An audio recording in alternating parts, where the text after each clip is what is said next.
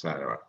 Les comento que ya está abierto, ya está habilitado el espacio para que ustedes puedan compartir y puedan subir su tarea. Está en la unidad 2, ¿sí? Donde dice presentación, trastorno de personalidad y mecanismos de defensa.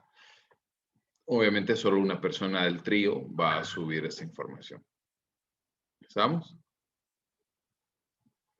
Y con esto damos inicio a la segunda unidad de la clase, ¿sí? Y lo que hoy vamos a ver son los principios básicos de la psicodinamia.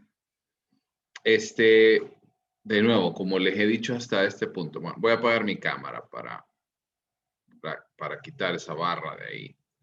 Como les he dicho todos estos días, la psicodinamia nosotros en psicología la hemos visto, por lo menos hasta este momento, se ha visto como desde un punto de vista muy básico, ¿sí?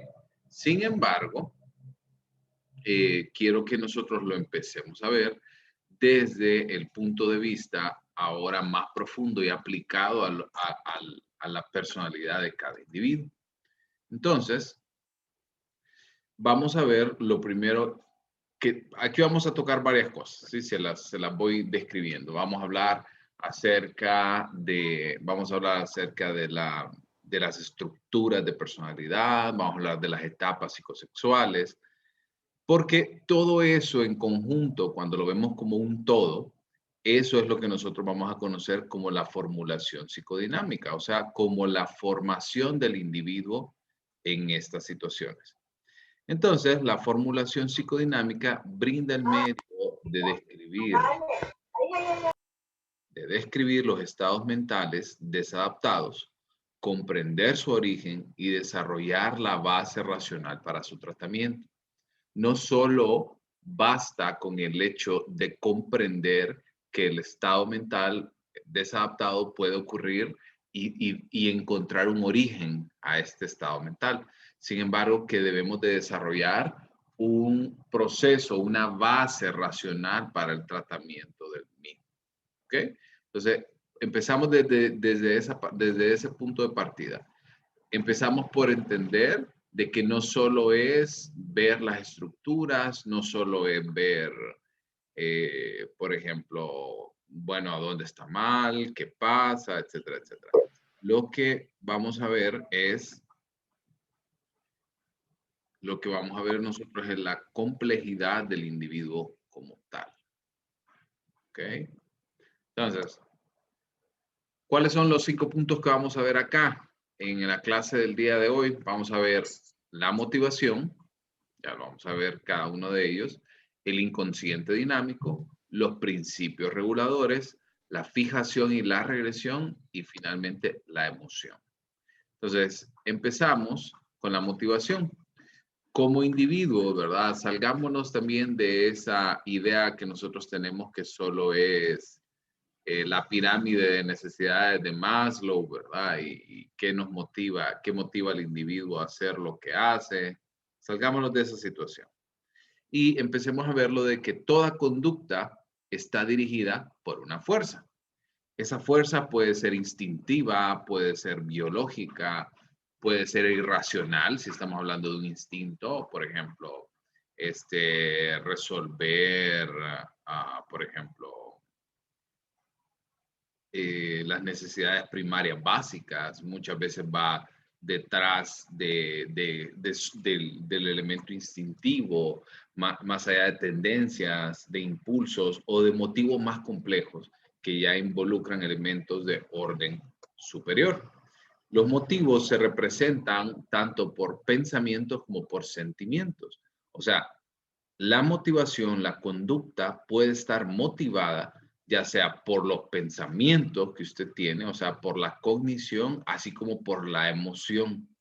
O sea, no es solamente una vía que permite que la motivación ocurra. Freud hablaba de instintos que representan esa energía psíquica, ¿verdad? Si ustedes recuerdan un poco, hablaba acerca del instinto de muerte, el instinto el eros, hablaba acerca del instinto del amor y todo esto que nos lleva a nosotros. También hablaba de la libido como tal, ¿verdad? Esa energía sexual que nos llevaba a nosotros a desarrollar las conductas, perdón, a desarrollar las conductas que nosotros tenemos, ¿ok? Hasta aquí estamos bien, ¿verdad? Quiero que entiendan esta parte de que la motivación no es verla solo de que estoy motivado para hacer algo como en orden superior, sino que también la motivación viene detrás de simples elementos asociados a resolver una necesidad, ¿ok? Esa necesidad puede ser una necesidad fisiológica básica, una necesidad de socialización, una necesidad de logro, de autorrealización, una necesidad, por ejemplo, de pertenencia o de seguridad. ¿Sí? ¿Se entiende hasta acá esta parte? Todos estamos en la misma sintonía. Quiero que vayan Sí, abriendo sus micrófonos. ¿Ok? Listo. Entonces, el siguiente punto, el punto 2 que nosotros vamos a ver es el inconsciente dinámico. Empecemos por ver esta frase desde dos perspectivas. Dinámico, hacemos referencia a que es cambiante, no es estático. O sea, usted no es la misma persona de hace un día, de hace 2 días, de hace un mes, de hace una década. No es la misma persona. Por eso, debemos de comprender que muchos de los elementos que condicionan la conducta pueden tener su lugar fuera de esa conciencia del individuo. ¿Sí? Por ejemplo, pensemos en solventar una necesidad, por ejemplo, como el estar aquí recibiendo la clase el día de hoy. ¿Sí? A lo mejor usted quisiera estar dormido, usted quisiera estar acostado, quisiera estar con este calor, abrir, qué sé yo, una bebida refrescante, espirituosa, qué sé yo. Pero están aquí sentados, porque muchas veces nuestra conducta va dirigida, bueno, necesito sacar una buena nota, y sacar una buena nota y aprender. Pero ¿qué va detrás de aprender? ¿Qué va detrás de comprender que las personas tenemos ciertas situaciones que necesitan ser como manejadas? Entonces, este inconsciente, ¿verdad? Debemos de comprender de que muchas de las conductas que nosotros desarrollamos en la actualidad vienen dirigidas, vienen conducidas por medio de la inconsciencia como tal. O sea, como ustedes pueden ver en la diapositiva, que estos condicionantes tienen lugar fuera de la conciencia subjetiva. Y al estar fuera de esa conciencia subjetiva de la persona, no son reconocidas. O sea, no son elementos asociados con estar presentes o conscientes en esta situación. ¿Ok? eso se reprime, Lick. ¿Perdón? Eso se reprime. Sí, o sea, no solamente la represión entra en juego, sino que muchas veces nosotros no nos damos cuenta de que las conductas que nosotros desarrollamos son conductas dirigidas por el inconsciente. Yo les voy a poner un ejemplo porque, porque yo decidí tomar un cierto camino. Ahora ya no es inconsciente, pero en su momento sí lo fue. Por ejemplo, yo soy muy partícipe de comer muy bien, de alimentarse correctamente, de hacer ejercicio, de cuidarse bien, de ser responsable con su salud. Y llegaba a tal punto que a veces como que les molestaba a ciertas personas.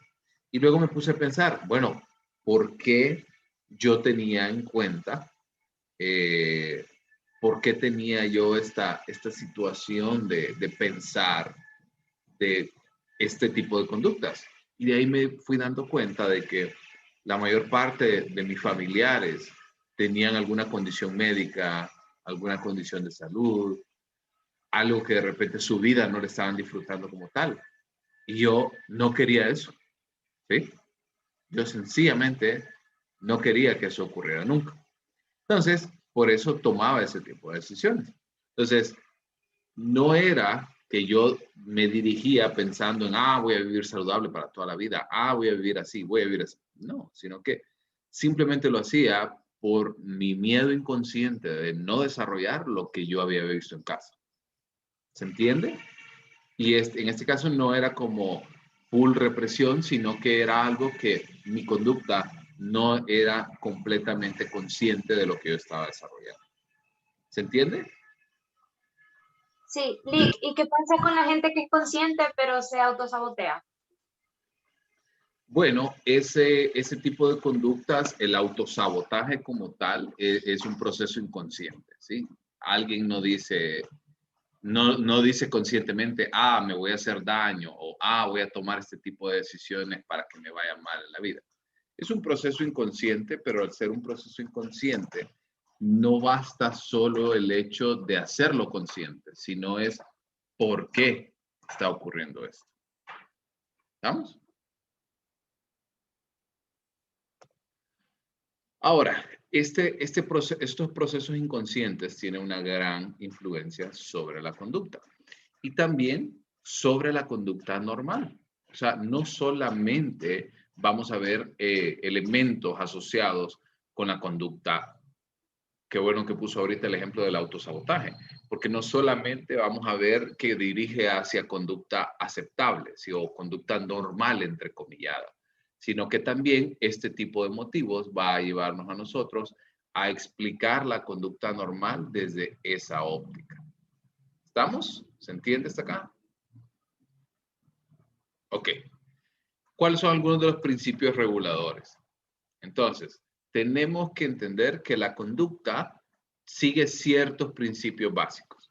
Estos principios organizan los motivos específicos del individuo, o sea, ¿por qué hago lo que hago? ¿Ok? Esa es una de las preguntas claves que ustedes como consejeros, como psicoterapeutas, más adelante en el camino, siempre es algo que se tienen que preguntar. ¿Por qué la persona que yo tengo enfrente está haciendo lo que hace? ¿Por qué? ¿Qué obtiene de ello?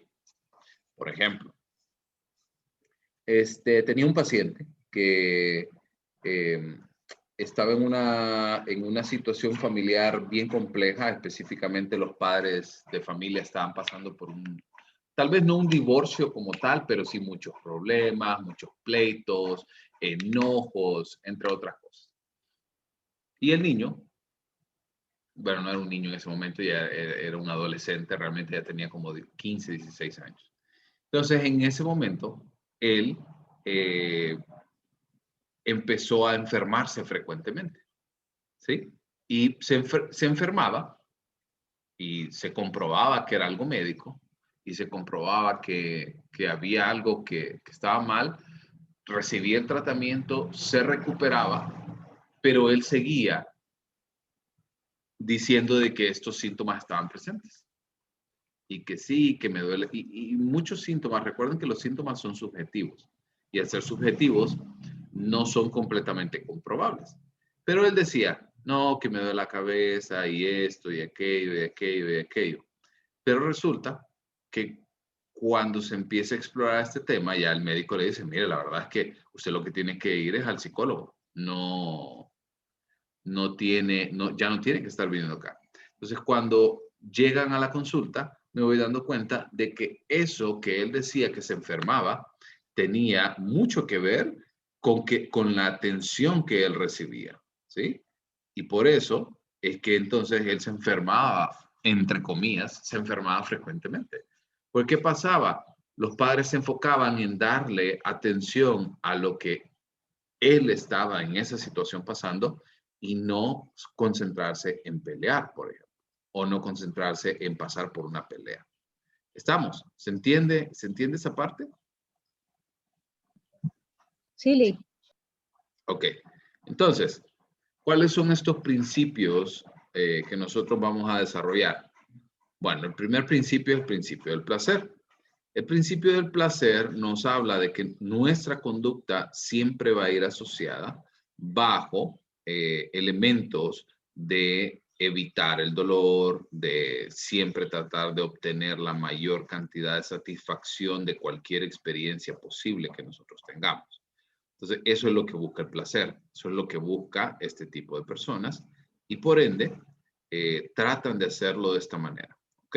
Entonces, el principio del placer va asociado en la mayor parte del tiempo con tratar de evitar cualquier dificultad, tratar de evitar cualquier situación que pueda comprometerle a este individuo a vivir con su vida normal, tal vez, por así decirlo. ¿Ok? ¿Se entiende esa parte?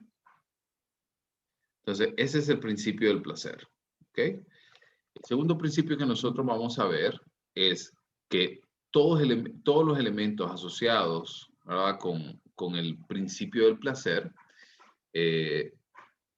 tienden muchas veces a hacer conducta normal, entre comillas. Sí, yo voy a decir mucho normal, pero quiero que me entiendan normal según el punto de vista que ustedes vieron en las clases de conducta normal, ¿verdad? Que puede ser desde un punto de vista, puede ser desde un punto de vista sociológico, cultural, estadístico, entre otras cosas. Ahora bien, la conducta patológica difiere del principio de placer, ya que pareciera que busca el principio del dolor. O sea, en lugar de infligir, o mejor dicho, en lugar de buscar lo que la persona quiere, en lugar de buscar lo que ella considera que es lo mejor, busca más bien infligir un cierto malestar en sí mismo. Y por otra parte, el principio de la realidad plantea más bien que, que hacia este punto, hacia esta tercera línea es donde nosotros queremos llevar al individuo. Porque si nosotros llevamos al individuo a la realidad, a contrastarla, a poder comparar resultados reales con resultados ficticios, va a permitir que las estructuras y representaciones mentales dentro del individuo puedan cambiar y por ende puedan tener entonces y puedan gozar más de este tipo de situaciones. ¿Estamos? Entonces, una vez que lo vemos desde esa óptica, tienen que ver de que hacia ese principio es que le apuntamos, ¿sí? Obviamente el principio del placer y el principio del dolor están basados en el presente, en la realidad, ¿sí? O sea, no quiero que se malentiendan de que el principio de la realidad, lo demás es ficticio. No, eso ambos se plantean en el presente. Sin embargo, muchas veces, si ustedes recuerdan, por ejemplo, la teoría cognitivo-conductual que vieron en teorías 1, perdón, la teoría cognitivo-conductual que ustedes vieron en teorías 1, les hablaba acerca de que se puede modificar. ¿Sí? Se puede modificar este tipo de conductas, ya que la motivación racional va a permitir soportar esa cierta incomodidad presente con el objetivo de conseguir un placer futuro. O sea, el principio de la realidad. O sea, es mejor, vaya, por ejemplo, es mejor sacrificar ahorita. Esto es una conducta muy superficial, la que le voy a poner el ejemplo, pero tómenla bajo esta línea. Muchos de ustedes, cuando antes del coronavirus, que se iba a la playa y toda la cosa, preferían sacrificarse ahorita y de repente tener una dieta restrictiva y no comer tanto y comer ciertas cosas que de repente no le gustaba para poder tener ese cuerpo que usted quería, ¿cierto? Entonces, muchas veces nosotros preferimos postergar el principio del placer o el principio del dolor por obtener un mayor placer en el futuro. Y eso es conocido como el principio de la realidad. ¿Estamos bien hasta acá? Esos tres principios: placer, dolor y realidad. ¿Ok? Vamos al siguiente punto. La fijación y la regresión. Son dos términos que ustedes ya han visto anteriormente. ¿Sí? Entonces, obviamente, aquí hablamos de las etapas de desarrollo psicosexual. Comprendemos que las experiencias que tiene el niño en esos primeros años de vida son críticos para la conducta que va a desarrollar el individuo más adelante en su vida. Y por eso, tanto la conducta normal como la patológica se va a considerar como esa representación en la vida adulta de conductas no apropiadas que dominaban en la niñez. pero que ahora en la vida del adulto representan realmente una conducta desadaptada. Les voy a poner un ejemplo. Hace poco tuve un contacto con una niña familiar, y entonces ella se encuentra por ahí de los 6, 7 años más o menos, por ahí anda. Y entonces, cuando llega, empezamos a hablar y toda la cosa, y acababan de dejarla los padres de familia de una amiguita. Entonces, cuando ella llega, la vemos que llegaba toda chavetada y con un montón de cosas y aquel maletero de juguetes. Y bueno, ya se podrán imaginar. Entonces, cuando llega a la casa, le pregunta si había visto un cierto juguete que era de la amiga, y ella dice que no lo había visto, que no sé qué, pero cuando buscan en las pertenencias de ella, ahí estaba. Entonces, un error, ¿verdad? Que se vino, ¿verdad? Pero cuando empiezan a hablar realmente con la niña y le preguntan de qué había pasado y que fuera sincera, y, y que si ella se lo quería robar realmente, para que, no robar, ¿verdad? Sino quedárselo ella, ¿verdad? Y dice sí. Entonces, fue corregida, ¿verdad? O sea, se le explicó el por qué ese tipo de cosas, bla, bla, bla. Pero lo que les quiero decir es, si ese tipo de conductas en este momento no son corregidas, ¿verdad? Y como les digo, conductas que no son apropiadas en la niñez, pero que más adelante se pueden convertir en una conducta desadaptada en la adultez. ¿Se entiende? ¿Sí? Leí así como unos ejemplos que había visto en Facebook que decían, bueno, uno que me acuerdo específicamente que dice que la niña cuando la castigaban la metían en closet y ahí estaba y llorando, y después cuando es de vida adulta ella tiene ansiedad y no puede estar en un lugar encerrado. Exactamente. O sea, digamos que por ahí ese tipo de conductas tienen que estar muy asociadas con conductas adaptadas en ciertos momentos de la infancia, pero que cuando se replican ya en la adultez son situaciones totalmente aversivas para el adulto. ¿Estamos? Entonces, eso, hablando ahora de regresar a estos momentos, o sea, de generar un proceso de regresión. Entonces, es que nosotros vamos a volver a esa etapa psicosexual en la cual ya existía una cierta adaptación a esa situación. ¿Sí? ¿A qué me refiero con esto? Bueno, la persona es muy frecuente, ¿verdad?, que dentro de su estructura psíquica tenga, ¿verdad?, ya cierto tipo de preferencias y de conductas. Y quizás en ese momento se sentía mucho más cómodo de lo que lo hacen en la actualidad. Y por eso, no sé si ustedes recuerdan cuando hablábamos de ese mecanismo de defensa y hablábamos de que la regresión era volver a una etapa de vida en la cual el individuo podía mostrar muchas conductas infantiles.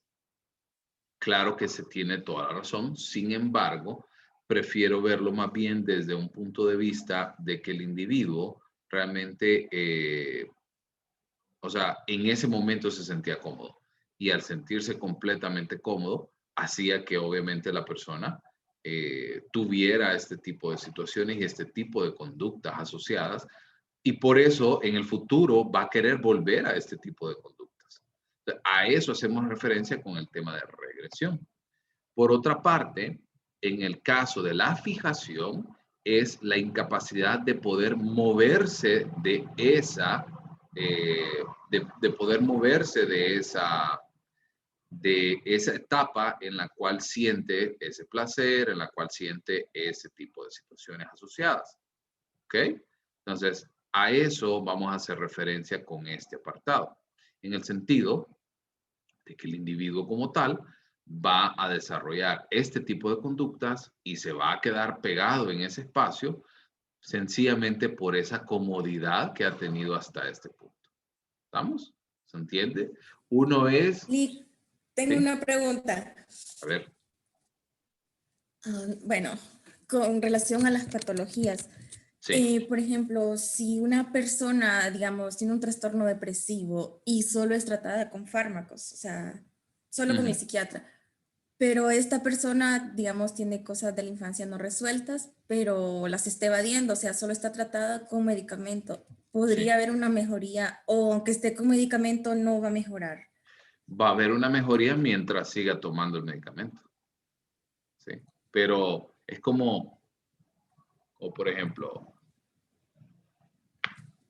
digamos que a usted le duele el estómago, ¿sí? Y le duele el estómago porque resulta que lo que usted tiene es una supergastritis, ¿sí? Entonces usted, quiere resolver esa gastritis solo con Pepto-Bismol, ¿ok? Y entonces, ¿va a sentir mejoría? Claro que sí, pero resulta que realmente el problema es su estilo de vida, lleno de estrés, come mal, no come a tiempo. Entonces, va a tener sensación de bienestar mientras esté con esa situación. Claro que sí. Sin embargo, no es una mejoría real.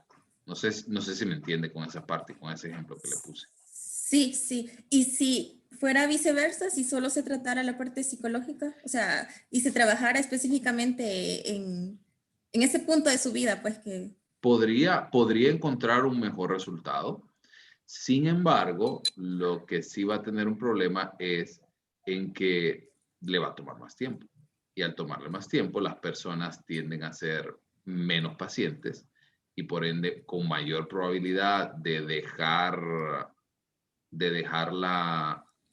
el tratamiento en cuanto no vean ningún tipo de mejoría. O sea, yo le puedo decir que puede encontrar mejores resultados. Lo mejor es que tenga ambos tratamientos, ¿sí?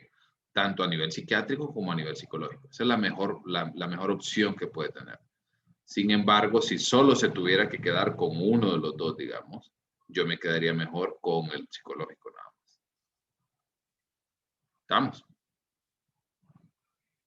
Sí. Listo. Entonces, una diferencia clave que separa acá. La fijación es que nunca avanzó esa etapa. La regresión, estamos hablando de que ya ha superado esta etapa, pero al superarla y que se ha sentido muy cómodo en ese momento, pues lo que hace es volver a ese espacio. ¿Ok? Entonces, estos son procesos que se denominan como procesos selectivos que van a afectar ciertos aspectos de la función mental. Yo realmente pienso específicamente de que no es como a una sola función que le afecta. Creo que es como al bienestar general del individuo que va a afectar. Y como consecuencia, la persona va a tener una mezcla de conductas apropiadas a la edad y otras no. Por ejemplo, ustedes se han percatado de que hay individuos que a pesar de que tienen 40, 50, 60 años, tienen conductas como de un niño rebelde, como de un niño enojado, como de un niño que patalea y hace una rabieta, ¿sí? Porque va a tener este tipo de variantes en ese sentido. No sé si eso les hace sentido a ustedes. No sé si hasta aquí vamos bien. ¿Ok? Sí, No me Lick. dicen nada, pero yo asumo de que el silencio me dice que sí. Ok. Sí. El último tema que nosotros vamos a ver es la emoción.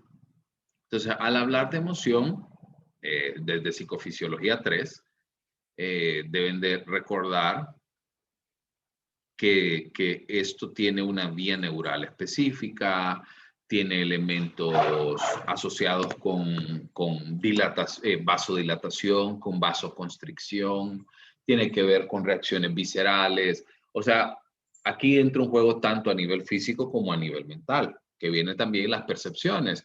Si ustedes recuerdan las teorías de James Lange y de Cannon Barth, que hablaban acerca del del estímulo ambiental que se le presentaba al individuo y después de ese estímulo ambiental del individuo hacía que él tuviera una reacción ante esta situación. Entonces, empecemos por esa parte. Las emociones tienen, yo en lo particular considero que trabajan al mismo tiempo, tanto el cuerpo como la mente para la detección de esas emociones. Las emociones ocupan una posición intermedia. ¿A qué nos referimos intermedia? Porque van a existir principios reguladores y pensamiento racional. Como por ejemplo, todos aquí son de la universidad y aunque estemos en clases virtuales, yo creo que se pueden dar cuenta de que, les hace falta, les hace falta estar en la universidad y salir corriendo porque, porque dicen que vienen gases lacrimógenos y el relajo por aquí, el relajo por allá y esa emoción que se tiene de ser estudiante de la universidad. Entonces, hay ciertos momentos en los cuales la lógica debe de prevalecer por encima de un principio biológico, ¿sí? Por ejemplo, usted de repente cuando ve un gas lacrimógeno venir para usted, pues lo primero que va a hacer es correr, protegerse y lo va a hacer sin pensarlo, ¿no? No es como que va a decir, a ver, parece que es un gas lacrimógeno, pero necesito más datos para poder hacerlo. A ver, ¿el olor? Sí, es un gas lacrimógeno. Y de ahí, como me está haciendo llorar, yo creo que sí. Entonces, voy a analizar cuáles son las... No, ¿verdad? No va acorde. Entonces, hay ciertos momentos en los cuales las emociones, como el enojo, como la ira, como la alegría, van a fungir como un intermediario entre la lógica, entre el pensamiento racional y entre los elementos instintivos. ¿Vamos? Entonces, las emociones tienen un papel decisivo en el desarrollo de la personalidad. ¿Bajo qué óptica? Porque el individuo, ¿verdad? Remontémonos a los primeros años de vida. El individuo aprende, ¿sí? De su medio. Aquí yo siempre les hago como elementos holísticos, ¿verdad? Casi siempre yo les hablo de múltiples teorías al mismo tiempo porque me parece que todas tienen un aporte significativo al área. Y por eso pienso de que, por ejemplo, individuos que aprenden de ciertas conductas en casa van a replicarlas más adelante en su vida. ¿Se entiende hasta aquí esos primeros 5 puntos? ¿Estamos? Lick, quisiera, por favor, si me podría volver a explicar sobre lo de la emoción. Sí. ¿Qué parte específicamente? O mejor pregúnteme usted para no... Esto de la parte donde dice que las emociones juegan un papel pues, decisivo en el desarrollo de la personalidad. Sí. Por ejemplo, recordemos que las emociones... Si nos vamos a la rueda de Plutchik de psicología general, decía que existían 8 emociones. Sin embargo, múltiples elementos más bien plantean que solamente existen 6, como el enojo, la sorpresa, la alegría, el asco también es considerado como una emoción y es una emoción incluso protectora. Tienen todos una función específica a nivel individual y a nivel social. O por ejemplo, la alegría nos permite a nosotros generar un proceso de afiliación, ¿sí? O sea, conozco a alguien, me gusta, formamos una pareja, por ejemplo, y luego eso nos lleva a la reproducción de los genes, etcétera, etcétera. Entonces, ustedes ven, una emoción como tal tiene un efecto en el proceso del desarrollo del individuo. Y por eso también tiene un efecto en el desarrollo de la personalidad de cada individuo. ¿Asociado en qué? O basado en qué les puedo decir este elemento? En que obviamente nosotros vamos a generar, ¿verdad? Según nuestra propia experiencia, también la forma como nosotros nos vamos a desempeñar en múltiples situaciones. Por eso entonces vamos a hablar de que el individuo tiene esas emociones presentes y por eso va a desarrollar una personalidad. Por ejemplo, imaginemos un individuo que vive bajo constante estrés en la niñez, en la cual ni siquiera, o sea, no sabe si su papá, su mamá va a estar enojado o va a estar molesto o se la va a desquitar con él o qué sé yo, qué va a pasar, es víctima de violencia. Y eso hace entonces que se desarrolle una personalidad, por ejemplo, sumamente retraída, con dificultades de relaciones interpersonales. ¿Sí? ¿Se entiende? Ahora sí. Sí, Lick. ¿Alguien más? ¿Tienen alguna duda antes de que pasemos al siguiente punto?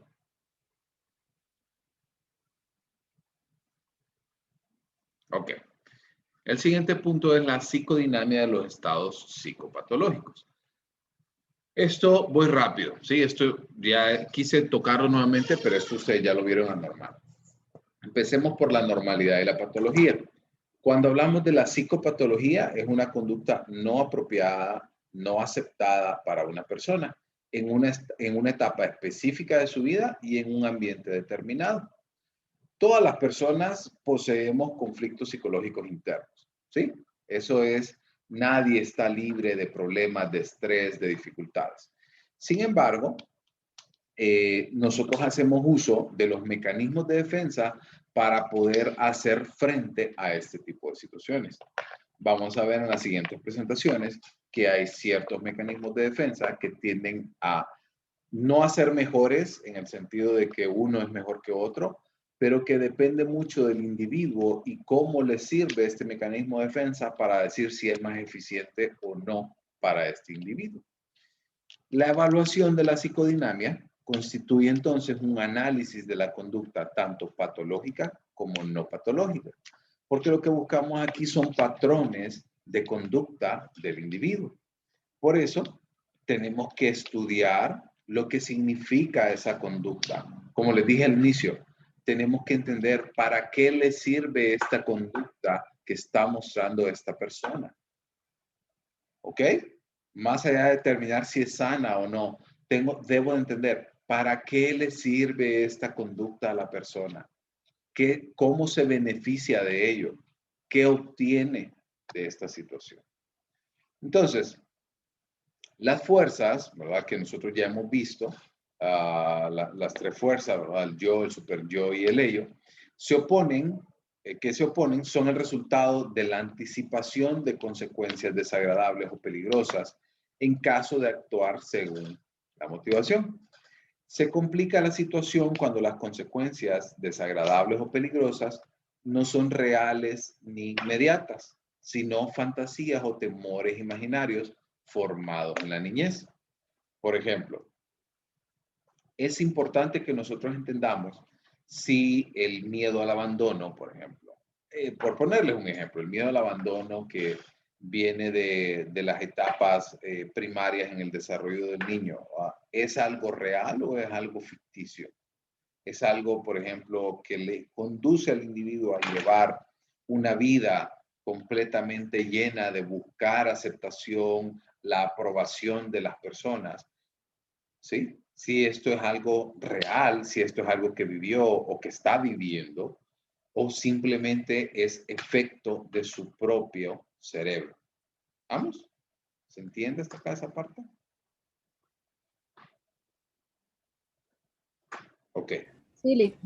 Estos temores en la mayor parte de los individuos tienden a ser inconscientes y al ser inconscientes son difíciles de corregir aun cuando al individuo se le muestra que lo que él está haciendo quizás no sea la mejor manera de hacerlo. ¿Sí? Vaya, les pongo un ejemplo. ¿Les ha pasado, quién está casado o recién casado o casado? Yo soy casada. Espérenme, lo voy a ver quién me está hablando. Alma. Sí. O sea que usted nos puede compartir su experiencia de cómo fueron los primeros años de vida cuando usted empezó a compartir con su esposo. Cada quien venía con sus patrones, cada quien venía con sus ideas, con sus formas de hacer las cosas. ¿Cómo impactó esto en la relación? Pues la verdad es que nosotros somos bien parecidos. Incluso, o sea, mis amigos que me conocían a mí y a él decían que éramos muy parecidos y nos comparaban, pero nosotros no nos conocíamos entre nosotros dos. Luego llegamos a conocernos con nuestros amigos y pues ya estando en la relación no había como que muchas diferencias o digamos, habían cosas que a él le parecían y a mí sí, o viceversa, entonces lo hablábamos porque no llegábamos así como a un desacuerdo tan grande como para Sí. llegar a una discusión o algo. Y sigue siendo así, la verdad. Claro. Bueno, pero vaya, les pongo como ciertos escenarios, que es de lo más frecuente. En el caso de los matrimonios que están empezando, tiende a haber una cierta dificultad, porque las personas vienen ya con una estructura bien hecha, en el sentido de cómo lavar, cómo barrer, cuándo se hace, costumbres del hogar, etcétera, etcétera. ¿Sí? Y cuando se confronta esta situación, muchas veces, aunque la contraparte, aunque su pareja le demuestre que hay formas más efectivas de hacer las cosas que como las hace, hay gente que dice, no, es que yo así aprendí y así toda la vida y así voy a hacer y así me voy a morir. ¿Se han escuchado esto? Y Eso sí es más frecuente, ¿verdad? sí, con respecto a eso, una cuñada mía fue que vino aquí a vivir a mi casa y porque yo le di a mi hermano que viviera acá. Sí. Entonces ella cuando lavaba los platos, él no desechaba los desperdicios de la comida en un basurero, sino que lo echaba ahí en el lavaplatos. Entonces el lavaplatos se estancaba y yo le decía, mira, antes de pasarlo al lavaplatos, pasa por el basurero para que no pase eso. Ay, mira, Carolina, yo sé que vos me querés corregir y lo tomo en cuenta y me gusta que me valores eso, me dice. Pero Pero no voy a cambiar. yo así soy, mira, vieras que con ese problema lo tenía con mi hermana también, dice, yo así soy y ya nadie me va a cambiar, árbol torcido, algo así decía, nadie lo va a enderezar, algo así. Bueno, Y así se quedó, no aceptaba consejos ni nada. exactamente. Entonces, ahí es donde viene el siguiente punto, de que muchas veces, aunque nosotros como psicoterapeutas, como consejeros, le mostremos a la persona de que lo que está haciendo no le lleva a ninguna parte, de que lo que está haciendo es una forma inefectiva de vivir, muchas veces la persona no le va a prestar atención, le va a ignorar y hasta deliberadamente puede hacer las cosas que usted le está diciendo que no haga o viceversa, que no haga cosas que usted deliberadamente le ha dicho que sí haga. Entonces debemos de comprender este tema y no es que de repente nos lleven la contraria solo porque sí, sino que esa conducta también tiene una explicación. Entonces hasta aquí se entiende. ¿Ok? Entonces, este elemento de los motivos básicos relacionados con los procesos de conducta, realmente siempre lo que busca el individuo es un proceso de satisfacción. Pero si existe un conflicto interno, la expresión de esta conducta puede ser bloqueada, resultando en tensión. Por ejemplo, si nosotros lo vemos desde la óptica en la cual el individuo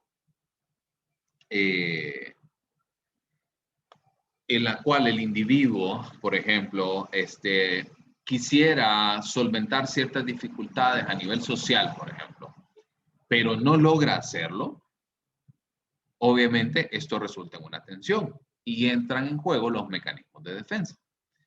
Como dijo Alma, que le decía a la cuñada, es difícil, árbol torcido, nadie lo endereza, porque es difícil desaprender esa conducta y principalmente esa conducta que tiene un origen inconsciente. Sí, Por ejemplo, ¿sí? pero, digamos, ¿qué pasa cuando tiene que ver con carácter? Porque, por ejemplo, digamos, yo chocaba bastante con mi esposo por lo mismo, porque yo tengo un carácter demasiado fuerte y bien pesado. Pero, espérame que se me fue la idea. Em, como solíamos pelear tanto y ninguno de los dos se quería como separar, entonces dije yo como, no puede ser posible, porque por parte de familia de mi mamá, todos tienen un carácter horrible y la mayoría por lo mismo, porque la otra persona no quiere estar aguantando eso. Entonces dije, yo no quiero seguir el mismo patrón. Me ha costado un mundo cambiarlo, pero ¿qué pasa cuando sí se puede cambiar? O sea, uno Uy, ya es Orquídea, consciente le tengo una mala noticia porque no sé si solo fui yo, pero escuchó súper cortado, súper cortado. No sé si solo fui yo. No, Espérame.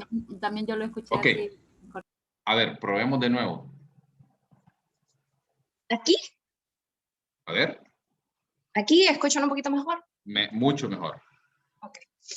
Que yo le decía Empecemos desde el inicio. cuando yo empecé con mi esposo, porque nosotros nos casamos después de tener a nuestro primer hijo, bueno, al único. Entonces, ya cuando yo estaba embarazada, nos pasamos a vivir juntos y yo dije, bueno, esto va a ser fácil, que va, porque yo tengo un carácter bien fuerte y bien pesado. Entonces, cuando él no hacía las cosas igual que yo o como yo quería, yo explotaba de un solo, porque aparte de velada y cansada, él también me respondía de vuelta. Claro. Entonces, lo que quiero mencionar es que, digamos, mi familia, por parte de mi mamá, todos tienen un carácter horrible. Entonces, sus relaciones tienden a fallar bastante por eso, porque la otra persona no quiere aguantar. Y dije yo no quiero seguir repitiendo ese patrón de maltrato y de violencia psicológica y después quedarme mamá soltera. Y porque dije, no quiero eso, o sea, quiero una familia. Entonces dije, no, aunque me cueste un mundo, voy a cambiar. Y me cuesta horrible todavía, pero ¿qué pasa con esas personas que son conscientes? O sea, sí se puede dar el cambio. Sí, bueno, creo que esos primeros encontronazos que ustedes tuvieron tienen mucho que ver con algunas de las dificultades propias del matrimonio. ¿Sí? Entonces no quiero que empiece por ahí de pensar que de repente es un motivo inconsciente lo que está llevando. Es esperable en el sentido, Alma a mí más bien me sorprendió porque es lo opuesto a lo que Alma dice. La mayor parte del tiempo los matrimonios tienden a ser conflictivos en el inicio porque cada quien viene con su propia cultura y esa persona viene y trata de imprimir la cultura. Ya cuando me refiero a cultura es forma de hacer las cosas, gustos, decisiones, sí, todo eso, lo que nosotros ya hemos aprendido de nuestro hogar. Entonces, cuando viene este individuo y quiere imprimir su propia cultura en la nueva cultura del matrimonio, ya no se puede porque no puede ser como impuesto, sino que tiene que ser más bien construido.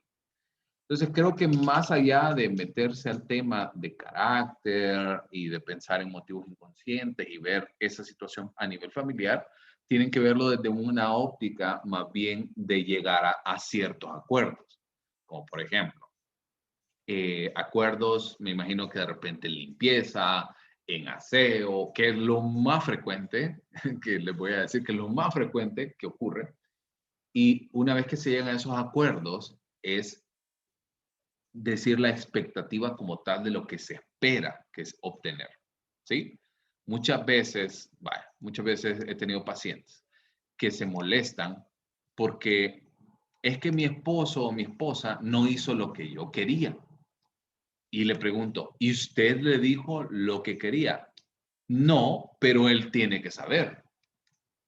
¿Sí me siguen? Sí. ¿Sí o no? Creo que un montón se sintieron identificados ahorita. Lee, Sí, digamos, en mi caso, yo también fui casada, juntada, como lo quieran ver. Y Ok. creo que también influye, ¿cómo se dice, verdad?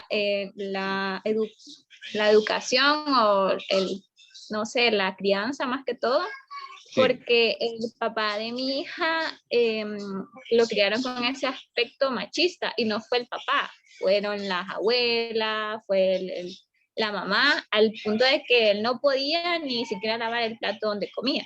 sí. Entonces sí se generan lo que son bastantes conflictos, más que todo porque quizás la persona, digamos, en mi parte yo he sido como bien independiente y al tener que no tener que cuidar una niña, sino que cuidar dos.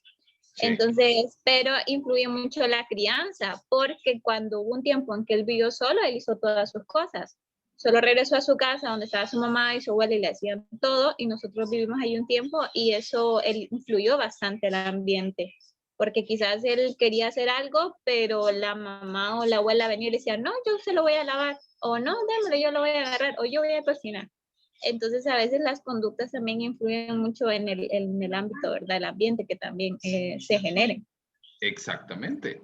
Qué bueno que toca esa parte de crianza, porque aquí es donde viene y se une un poco con la pregunta inicial de Orquídea.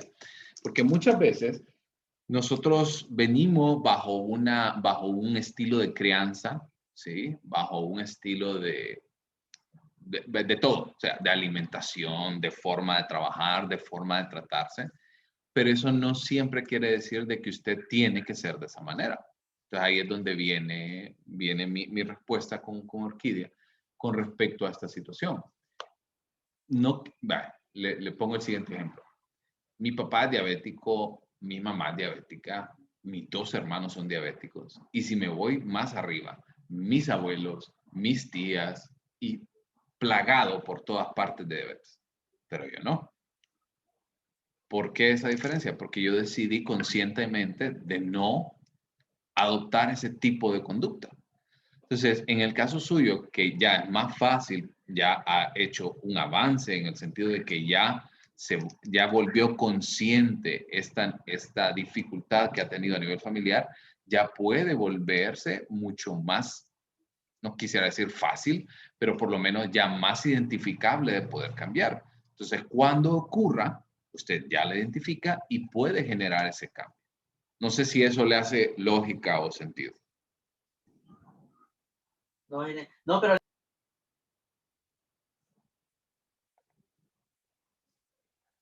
No sé si eso les hace lógica o sentido a los demás también. Licenciado, Edad. como por ejemplo en mi caso, como lo que mencionaba la compañera sobre los estilos de crianza. Bueno, yo desde pequeña tuve una crianza bien rígida. Y entonces, y donde dominaba el matriarcado. Entonces, yo al momento bueno, considero que me ha afectado un poco. Al momento de tener las relaciones de noviazgo. Bueno, antes yo reprimía en la infancia. Reprimía todo lo que sentía, lo que quería expresar. Y ahora considero que soy más libre en expresarme. Pero me dicen que soy bien grosera al hablar. Y yo considero que no y que es normal para mí. Porque yo lo digo de forma educada, entonces no considero que estoy lastimando ningún sentimiento. Claro. No, y la verdad que como decimos, somos producto de un ambiente, pero eso tampoco quiere decir de que nos vamos a escudar detrás de eso. ¿Verdad? Sí, como decía claro. Stephanie, el papá de la niña decía que como así fui criado y no puedo lavar nada, bueno, pues así me quedo, ¿no? ¿Vamos? Entonces, retomamos por acá. Existe un conflicto que no puede ser satisfecho en ese momento. Al estar bloqueada esa expresión, resulta en una tensión. La tensión tiende entonces a buscar un espacio por donde brotar, por donde salir. Y ahí es donde entran en juego los elementos de los mecanismos de defensa. ¿Ok? Entonces, toda psicopatología realmente representa un compromiso entre un deseo inaceptable, reprimido y un temor inconsciente. ¿Sí? No quiero decirles con esto de que solo al tema inconsciente vamos a apuntar. Muchas veces tenemos que entender que la psicopatología, a diferencia de repente algún trastorno de ajuste o algún trastorno de estrés agudo, ¿sí? Dejando de lado esos dos que mencioné anteriormente, es muy probable que la psicopatología tenga un elemento asociado a nivel inconsciente. Ángel, dígame.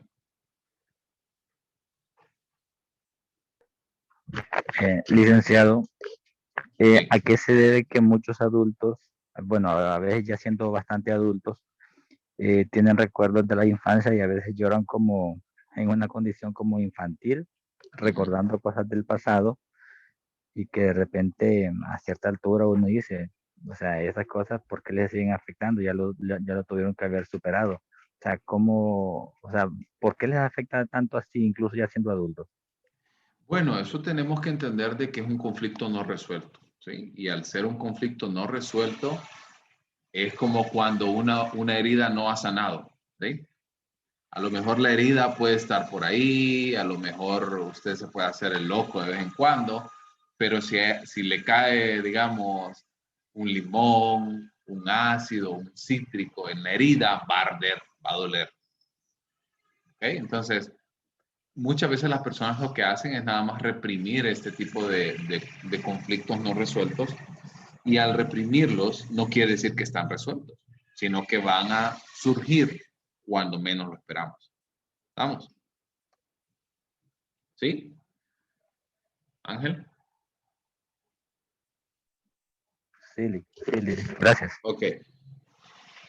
Y el siguiente punto, ¿verdad? Toda conducta, aquí hablamos en general, patológica o adaptada, toda conducta representa un compromiso entre las demandas de los impulsos internos, o sea, lo que quiere, y la realidad externa. ¿Ok? Y cuando vemos la conducta neurótica como tal, la conducta desadaptada, es una solución que refleja el esfuerzo de la persona por adaptarse al mundo real, pero a pesar de las restricciones de sus propios miedos inconscientes. ¿Ok? Entonces, la conducta adaptada va a ser un resultado entre lo que el individuo desea, entre los impulsos internos y la realidad externa. En el caso de la conducta patológica, va a estar más bien asociada con el esfuerzo del individuo por adaptarse al mundo real, pero con las restricciones de sus propios miedos inconscientes. Y estas entonces, este tipo de conductas se integran en la personalidad y se van a conocer entonces con los términos como síntomas y carácter. ¿Sí? ¿Se entiende hasta acá?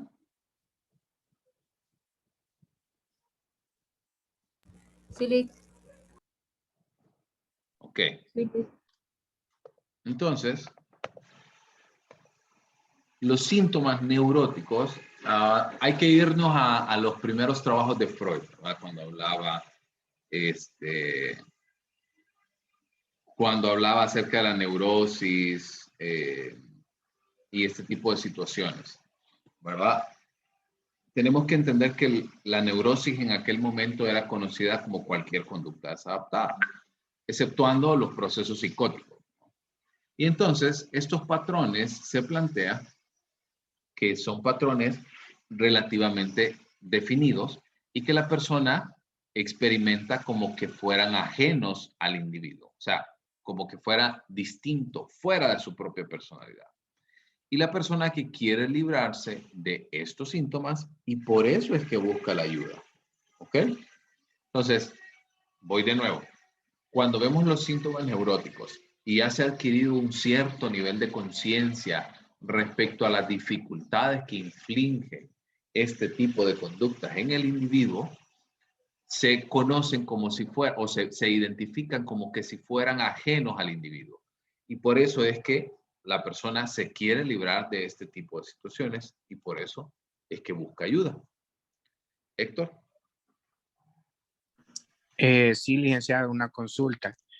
Por ejemplo, no sé, según lo que yo he leído, los síntomas neuróticos, según Freud, pueden ser, digamos, un indicador de alguna patología o de que pasa algo. Perdón, otra vez de nuevo. Según lo que yo he leído acerca de Freud, y los síntomas Sí. neuróticos pueden ser un indicador de alguna patología o de que está pasando algo en la persona. Así es. ¿Estamos?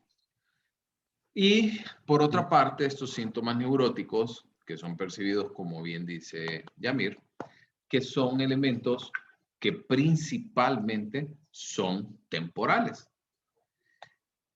Por otra parte, los rasgos de carácter ya son patrones mucho más penetrados en la personalidad. O sea, en este caso, sí ya son concebidos como que son parte de sí mismo, como son parte del individuo. Y no los siente patológicos, ¿sí? No los siente como que si fueran indeseables, porque así soy yo. ¿Se entiende esta diferencia? No quiere decir que los rasgos de carácter no son patológicos, pero el individuo que los padece o que los presenta no los percibe como si fueran patológicos, sino que los percibe como si fueran parte de sí mismo. Y ahí es donde viene la importancia de que nosotros estudiemos los trastornos de personalidad desde la óptica psicodinámica. Por eso vamos a ver los trastornos de personalidad, para que nosotros podamos distinguir síntomas temporales, ¿sí? Síntomas aislados, que son conocidos como síntomas neuróticos, que no son reconocidos como parte del individuo y que son más bien elementos transitorios de los síntomas o de los patrones de conducta que sí están muy penetrados en la personalidad del individuo. ¿Estamos?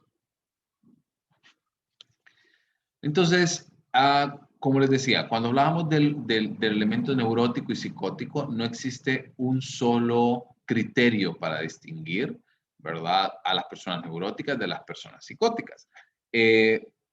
Recordemos, ¿verdad?, como una regla general, que los psicóticos están más enfermos, entre comillas. O sea, tienen más dificultades y que tienden a ser con mayor profundidad, como por ejemplo alucinaciones, desorganización verbal, tienen problemas para adaptarse a la realidad, entre otras cosas. Por eso, algunas áreas del funcionamiento que se consideran necesarias para un nivel mínimo de adaptación y que suelen estar intactas en los neuróticos, pueden estar completamente afectadas en los psicóticos. ¿Sí? Aquí estamos bien, ¿verdad? Lick, ¿Sí? fíjese que yo escuché un ejemplo que me ayudó a aclarar eso. Y me dijeron de que el neurótico hace castillos en el aire y que el psicótico ya vive en el castillo. Sí. Sí, es un buen ejemplo, la verdad. ¿Se entiende? ¿Se entiende todo hasta acá? Oh, perdón. Sí. Ok. Ahora, miremos las estructuras de la personalidad. Ustedes ya las conocen rápidamente, ¿verdad? El ello es la estructura primitiva, es la estructura instintiva. El yo es racional, es la voz de la razón. Y el superyo es una persona, es una estructura asociada con reglas, ideales, no quebrantables, entre otras cosas. Pero ahora quiero que veamos la función de cada ellos. La función de cada uno de ellos. En el caso del ello o el id, se rige por el principio del placer. Su objetivo es satisfacer sus deseos, reducir la tensión y causar placer. Y el ello es la fuente de la energía psíquica, que es la libido, que ya hemos visto, que es una energía de índole sexual y que lleva la motivación para todos los aspectos de la personalidad que se van a derivar de esta energía. Por ende, cuando es canalizada de manera correcta, tiende a transformarse en elementos aceptables. Por ejemplo,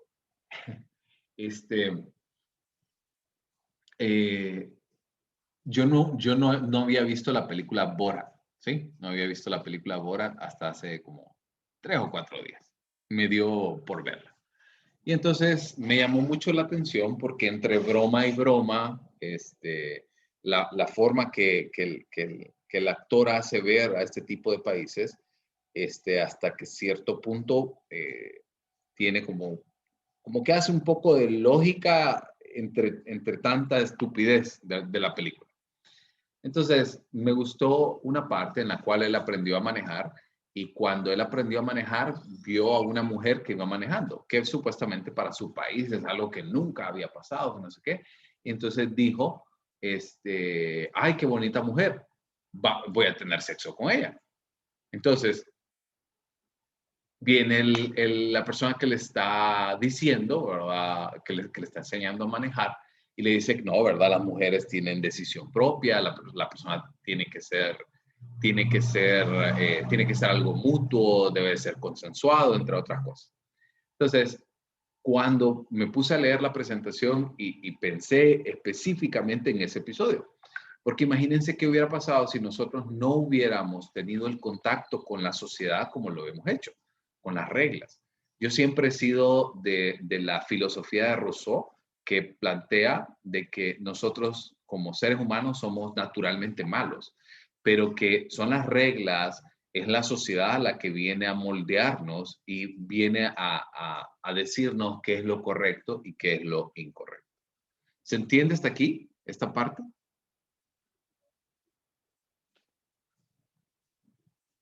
Sí, listo. Ok. Y los instintos, que es el instinto de vida y muerte, o sea, el instinto de preservación. El instinto de vida eros es mantener la vida, mantener el amor. Y por otra parte, el instinto de muerte, que es tánatos, que es la fuerza destructiva. Y siempre se trata de mantener un cierto equilibrio en estas situaciones. ¿Ok? Por otra parte, el yo se rige por el principio de la realidad, entiende la realidad y se adapta a las restricciones del mundo, es capaz de retrasar la gratificación y de poder planificar. Y adicionalmente, la salud mental requiere de un yo muy fuerte que se pueda defender contra la ansiedad y fungir entonces como un elemento regulador entre estas dos estructuras vistas anteriormente. Y por otra parte, el super yo se rige por el principio de moralidad. Es un representante interno de las reglas y restricciones de la familia, de la sociedad.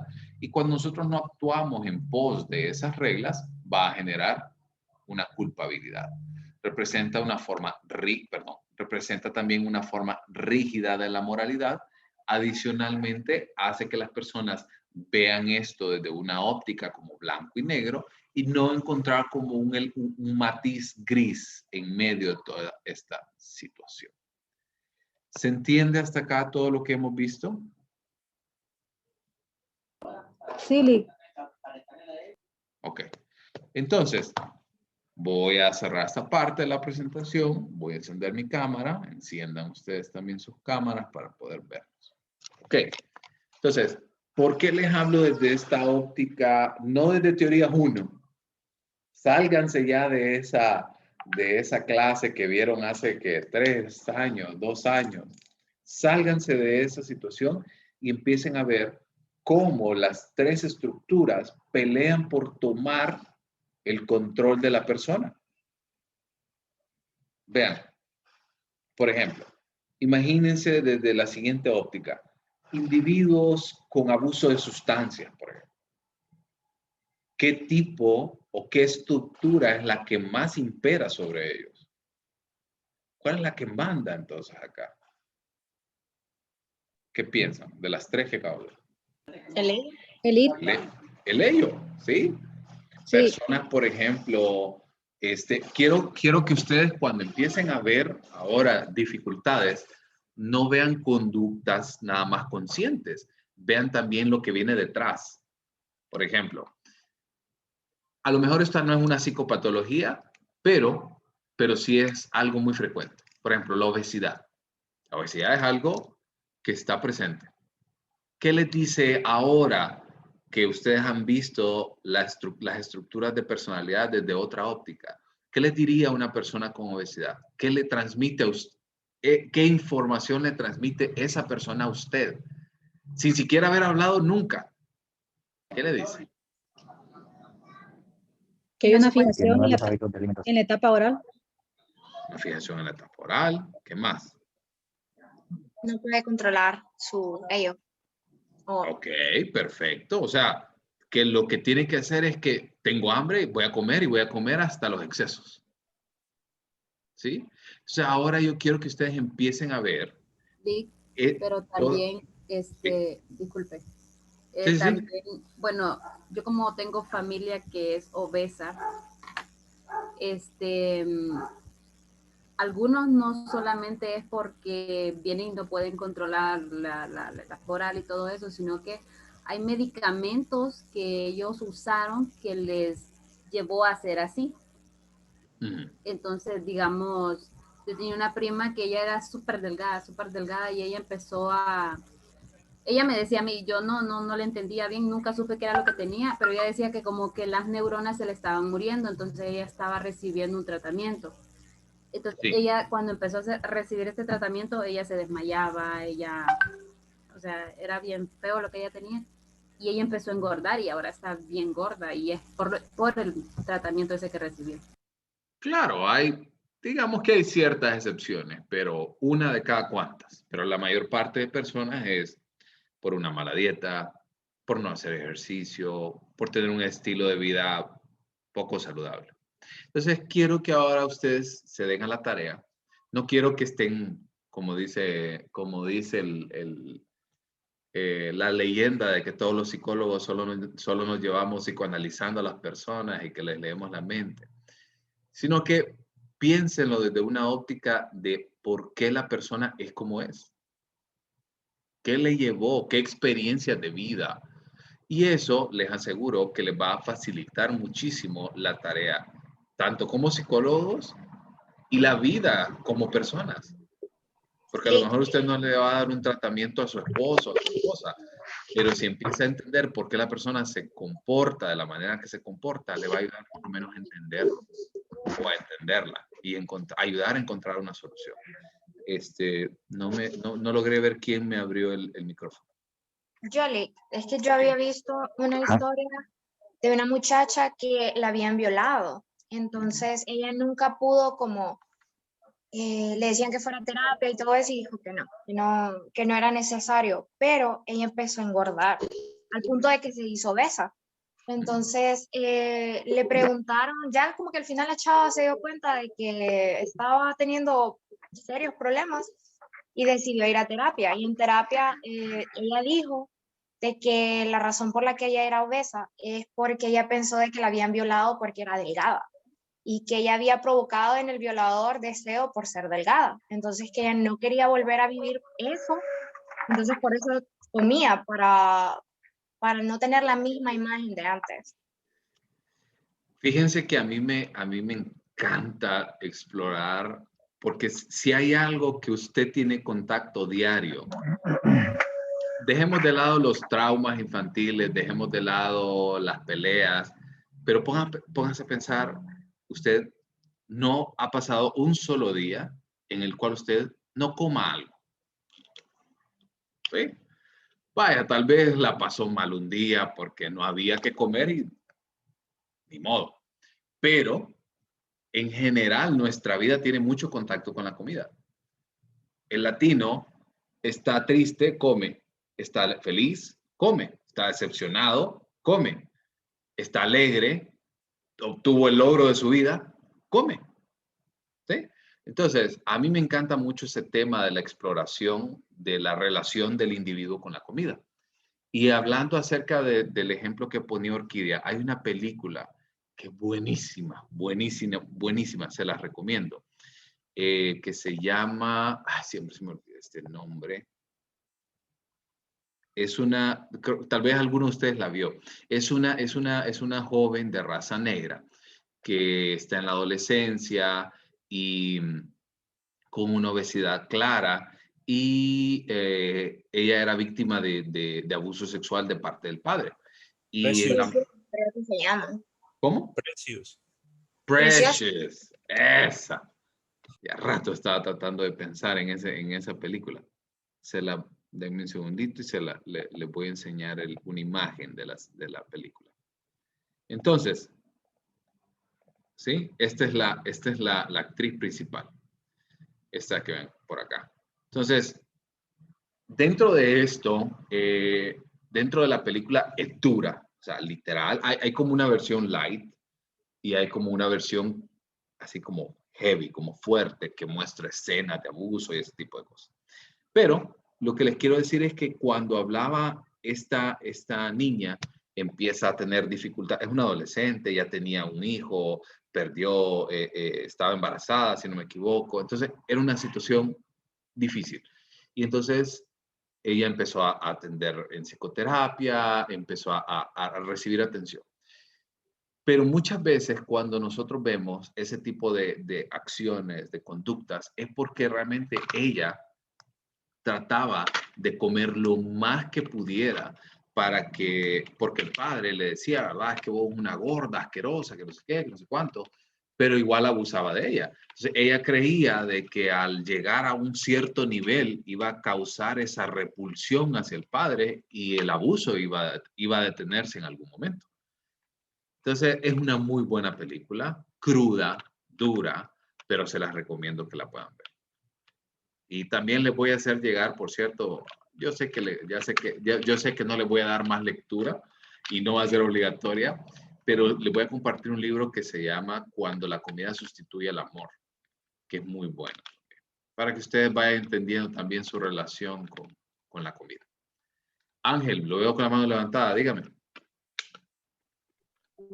Licenciado, dice que yo conozco a un señor que él nos comentaba que cuando él era niño, dice que ellos padecían de muchas limitantes económicas y cuando ellos deseaban un refresco, ellos no podían comprarlo porque eran demasiado pobres. Entonces dice que cuando él creció, su vida mejoró, tenía recursos y cuando sus niños nacieron, él dijo, yo nunca voy a limitar a mis niños de lo que yo padecía. Entonces, él les compraba bastante comida, les decía, ahí está, coman todo lo que quieran, no me pregunten qué es lo que quieren, ustedes solo coman. Entonces, y un tiempo yo miraba que el cipotón, al hijo mayor de edad, que el cipotón gordo, grande, dije yo, bien alimentado, bien cuidado. Pues resulta que ese niño, ya cuando tenía como unos 25 años, ya era declarado un niño con azúcar en la sangre. Y ahorita tiene como 29, 30 años y él ya le hicieron operaciones debido al padecimiento de azúcar. Claro. Entonces, yo creo que ya en ese caso, como que yo miro, bueno, en algunos casos, como que no es responsabilidad directa de la persona, sino que de repente hay una influencia o descuido de alguien más, como en este caso de los padres. En definitiva. Estamos, pero quiero que se lleven algo de aquí. Quiero que se lleven que muchas veces nosotros nos quedamos en analizar lo que vemos, ¿sí? En analizar como la parte, solo la parte que nosotros podemos observar. Y no digo que esté mal, ¿sí? No quiero que me malinterpreten, no quiero decirles tampoco de que solo a lo inconsciente vamos a irnos y solo explorar traumas infantiles. No, pero debemos de comprender de dónde viene la persona, por dónde ha pasado.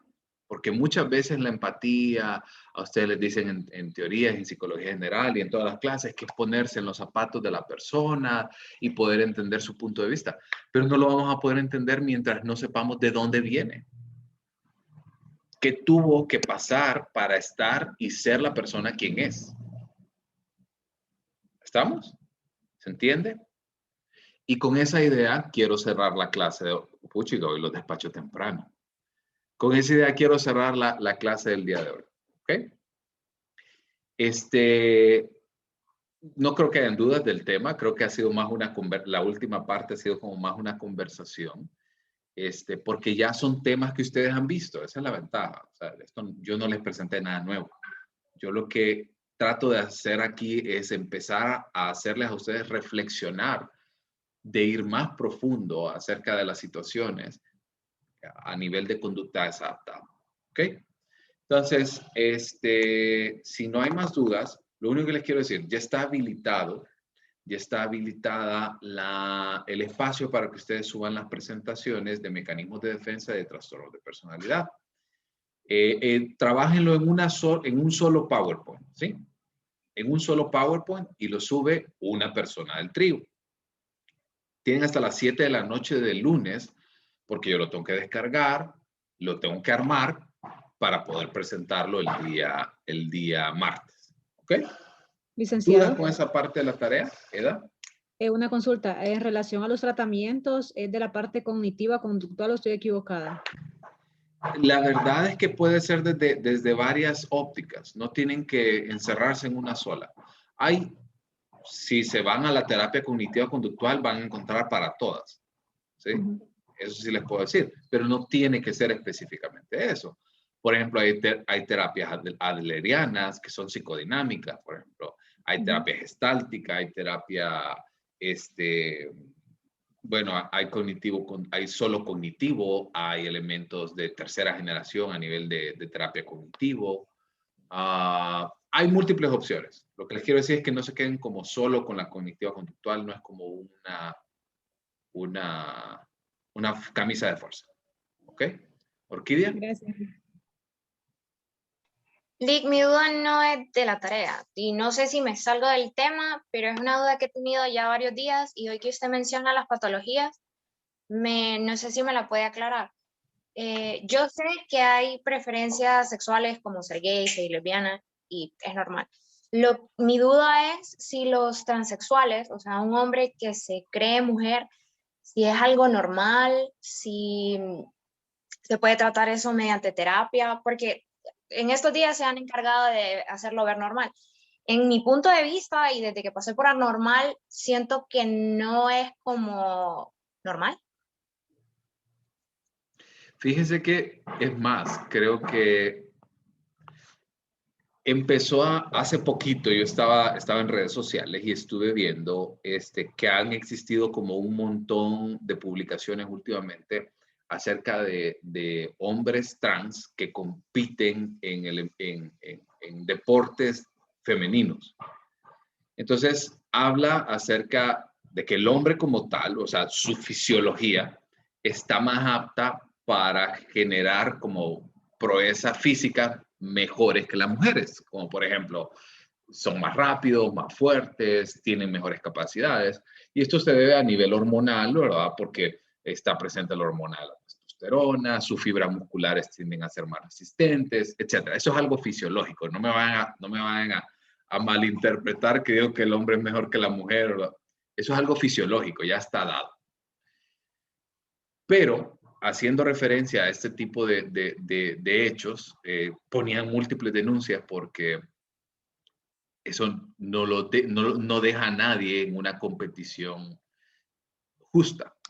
Y uno de los casos más sonados que ha existido, no recuerdo hace cuánto tiempo fue, era un hombre trans peleando, o sea, en UFC con una mujer y le partió en 5 pedazos el cráneo. O sea, eso es un riesgo del deporte, pero no debería de ponerse a una mujer bajo ese tipo de condiciones. Pero bueno, dejando de lado esa parte.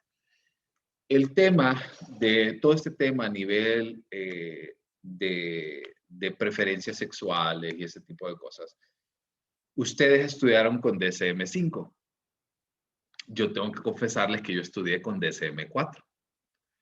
Así eso estaba viendo yo una diferencia, Lee, porque en el DSM-4 sale que la homosexualidad y todo eso es un trastorno, y en el DSM-5 lo quitaron, y nadie da como una justa razón del por qué. Eso les iba a decir. Creo que me delaté un poco con mi edad cuando les dije de que estudié con el DSM-4, para que ustedes tengan una idea. Porque el DSM-4, es más, existía, bueno, todavía lo existe, pero ahora es denominado como parafilias. Pero en el DSM-4 los trastornos sexuales eran denominados de esa manera. Y ahí entraban en juego parafilias, entraba en juego transvestismo, homosexualidad. O sea, había muchas cosas que han ido cambiando y que ahora son conocidas como identidad de género, etcétera, etcétera. Fueron recluidas, fueron sacadas del DSM-4 para la 5ª versión del DSM. Pero yo sigo, mi idea sigue de la siguiente manera. Para las personas trans, no es tanto un tema a nivel sexual, sino es más asociado a un tema de identidad, de desarrollo de identidad.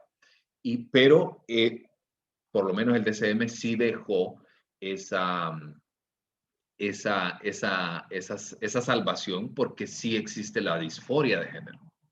La disforia de género hace referencia específicamente a la no aceptación del rol como tal del sexo con el cual usted nació. Entonces, a lo mejor ya no se puede diagnosticar como transvestismo o transexualidad como un trastorno, pero sí puede diagnosticar, por ejemplo, una disforia de género. Y en el caso de la última parte de la pregunta, que es el tratamiento, yo les soy sincero, yo no pienso que un tratamiento sea mejor que otro. Yo considero que depende mucho, por ejemplo, del terapeuta, de la pericia del terapeuta, de su propia aproximación teórica, qué tan experto es en esa teoría. También depende de la persona, porque, por ejemplo, hay personas del paciente, digamos, que no, usted quisiera entrar en un tratamiento psicodinámico, pero resulta que va a durar 2 años, 3, 4, 5 años. La persona no va a estar de acuerdo a eso. Entonces, ¿va a estar disponible? ¿Va a aceptar eso la persona? O, por ejemplo, también tenemos que pensar también en las habilidades de la misma persona. ¿Tiene las capacidades cognitivas suficientes? ¿Tiene las habilidades sociales? Entonces, yo no considero que haya como un solo tratamiento, pero sí considero de que la terapia cognitivo-conductual ha venido a hacer mucho ruido porque es efectiva, es de relativa corta duración con respecto a otros tratamientos y sobre todo es una terapia que ha sido comprobada durante muchos años y hay muchos estudios que respaldan esa efectividad. Entonces, si usted quisiera generar un tratamiento, debería de enfocarse en esa parte. ¿Cuáles son los puntos focales más importantes del tratamiento? Generar el proceso de identidad, porque no sabemos realmente dónde lo perdió. Tenemos una idea que es en la adolescencia, que se forma todo este proceso de identidad sexual, bueno, de identidad general, y la sexual es una parte de esa identidad general, pero tenemos que explorar por qué ocurre, qué obtiene de esto y ese tipo de cosas. No sé si le quedó resuelto. Sí, me quedó. Sí, me imaginé que era en la adolescencia. Ahora, ¿qué pasa con los niños que creen que son niños que creen que son niñas? La verdad es que ahí va, digamos, en edades muy tempranas, 5, 6, 7 años, existe un cierto momento en el cual el niño tiende a tener como una mayor identificación con el sexo opuesto. Y eso ocurre en ambas partes. Y no es del todo patológico según cómo se ha manejado. ¿Sí? Porque ¿quién vio Friends? Creo que todo el mundo ha visto Friends. Ustedes recuerdan un episodio en específico que hablaban de un personaje que decía Ross de que la mamá lo avergonzó y le dijo de que cuando él estaba pequeño se ponía los tacones de ella y los collares y se escondía el pene en medio de las piernas para decir que era una niña, para que lo llevaran a donde quería ir. Entonces, si ustedes ven, y no me quiero jactar de esta parte y de decir de que todo el tiempo y todo el tiempo va a ser así, pero sí es muy probable que ocurra esa etapa en edades tempranas, pero depende mucho del manejo que le pueda dar el padre, me refiero a papá y mamá, los padres de familia relacionados con esto. O sea, si vamos a infundir, ¿verdad?, el tema de identidad de identidad de género, de identidad sexual. Entonces, va a depender mucho de ese tema. Yo considero que es algo frecuente, tal vez no normal, pero sí frecuente que pasa este tipo de situaciones. Y en el caso de las mujeres es igual. Muchas veces cuando es criada en un ámbito donde hay mucho hombre, tiende a querer hacer las mismas conductas, los mismos juegos, entre otras cosas. ¿Estamos? Tengo a Berenice con la mano levantada y luego Marjorie. Sí, es relacionado con el tema. Bueno, es más bien que tengo 2 puntos, pero no los puedo citar, entonces no recuerdo dónde los escuché. El primero es que, según Freud, todas las personas somos bisexuales, pero no recuerdo bien de dónde saqué eso, solo lo tengo en la memoria. Y la segunda cosa... Ese creo que lo leyó de Tótem y Tabú. No sé si leyó ese libro de Freud. No. Pero sí tenía eso en mi mente. Ajá. Y la segunda cosa es que recuerdo que en Anormal 2 me tocó justamente exponer sobre la disforia de género. Y en lo que investigué planteaba un poco algo bien curioso que era fisiológico. O sea que La perdimos. Berenice se desconectó. Nos vamos a quedar con las ganas de saber qué era lo que nos iba a decir. Marjorie y de... Fue Ah, no, internet. ahí está, ya apareció. A ver, Berenice. Sí, el otro punto era que era una cuestión fisiológica, que las personas que se sentían, como dicen, atrapadas en otro cuerpo tenían relación con algo fisiológico, o sea, algo Sí. meramente en el cerebro.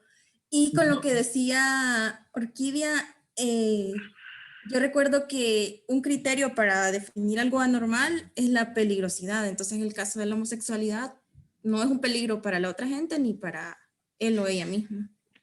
Fíjese que a nivel fisiológico está muy asociado también los desbalances a nivel hormonal que pueden existir. Ajá, Entonces, sí, creo que por sí, ahí. sí hay un cierto rol.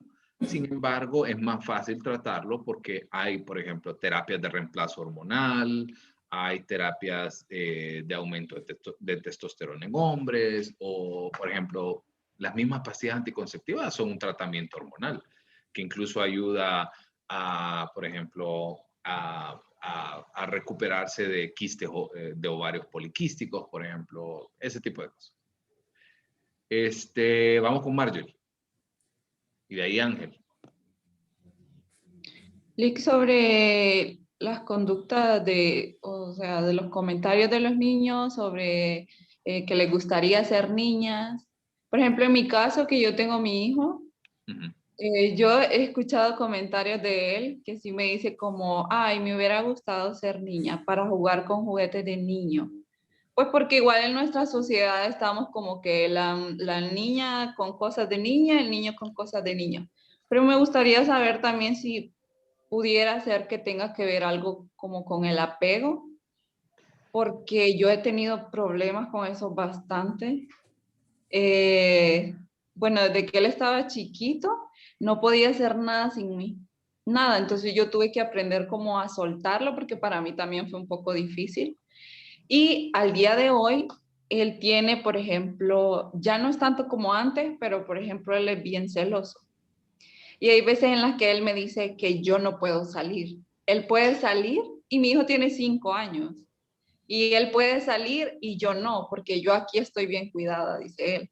Que no puede ir, que él puede salir con su papá e irse a pasear, pero yo no, porque yo me tengo que quedar aquí cuidada en la casa para que no me pase nada afuera. Y él dice ¿Usted está como separada? que ¿Está separada sí, de papá? sí, ahorita actualmente sí. Sí, ahí tiene mucho que ver. Si hay, miren, yo les soy bien sincero, yo considero que la madre, si no fuera por la mamá, el desarrollo de los niños sería bien complicado. De las pocas cosas que aporta el padre, pero que son muy importantes, es la seguridad en el individuo como tal. Y seguridad, hablo en general, seguridad física, por ejemplo, si tengo miedo, normalmente busca al papá. Si me raspo o si me golpeo, normalmente buscan al papá. Dependiendo también un poco la dinámica de la relación, ¿verdad? Si el papá le va a pegar porque llega raspado, pues no lo va a buscar, ¿no? Entonces, hay ciertas excepciones, pero es la tendencia general. Entonces, al brindar ese tema de seguridad, por eso también esa situación del apego que desarrolló con usted, porque pues obviamente el papá no está presente. Pero sí es un tema un poco más, más complejo como para discutirlo en un par de minutos en la clase. Entonces, pero sí le podría aconsejar a usted de que pueda buscar a un profesional para que le ayude con el tema de exploración como tal de estos síntomas.